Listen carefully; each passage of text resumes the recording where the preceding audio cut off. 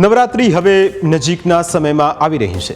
દર વખતની જેમ આ વખતે પણ નવરાત્રીમાં વિધર્મીઓની એન્ટ્રીને લઈને ઠેર ઠેર વિવાદો શરૂ થઈ ગયા છે।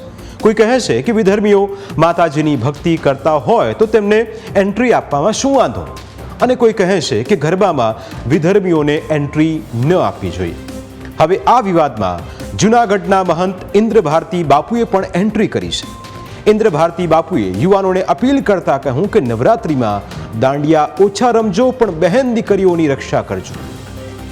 નવરાત્રી સમયે વિધર્મીઓ ચાંદલા અને ટેટુ કરી ગરબા ગ્રાઉન્ડમાં ઘૂસી યુવતીઓને ટાર્ગેટ કરતા હોવાનો આક્ષેપ કર્યો। ઇન્દ્ર ભારતી બાપુએ આ નિવેદન રાજકોટના એક કાર્યક્રમ દરમિયાન આપ્યું। તેઓ JK ચોકના રાજા ગણપતિ મહોત્સવમાં આરતી કરવા પહોંચ્યા હતા, જ્યાં તેમની સાથે રાજકોટના ધારાસભ્ય ડોક્ટર દર્શિતા શાહ પણ હાજર હતા। આ દરમિયાન ઇન્દ્ર ભારતી બાપુએ સંબોધન કર્યું અને ગરબા ગ્રાઉન્ડમાં વિધર્મીઓથી સતર્ક રહેવાની અપીલ કરી કે નવરાત્રીની અંદર જે આપણી બહેનો દીકરીઓ ગરબાની અંદર રાસ અને દાંડિયા રાસની અંદર જ્યારે જાય છે, ત્યારે ઘણા એવા વિધર્મીઓ જે ચાંદલા કરે, ટેટુ કરે, ડુપ્લિકેટ આધાર કાર્ડ બનાવે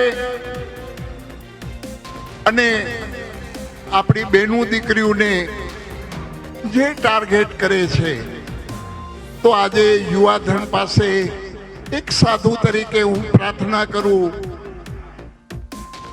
પ્રભુ પહેલા બહેનો દીકરીઓ માટે માથા દઈ દેતા, હવે ખાલી ધ્યાન તો રાખજો, તમે ખાલી માથા દેવાની જરૂર નથી, દઈ પણ દેવાય તોય વાંધો નહીં। દીકરીની રક્ષા માટે માથું પણ દઈ દેવાય તોય વાંધો નહીં, પણ નવરાત્રીની અંદર ખાસ પ્રભુ જ્યાં જ્યાં પંડાલો હોય ત્યાં અહીંયા જ્યાં તમે મારો અવાજ સાંભળો છો, તો એક સાધુ તરીકે ભગવા ભેખ તરીકે હું તમને પ્રણામ કરીને કહું છું કે દાંડિયા ઓછા રમજો, પણ આપણી બહેનો દીકરીઓ રમતી હોય એ કેમ સલામત રહીએ એવું ધ્યાન રાખજો।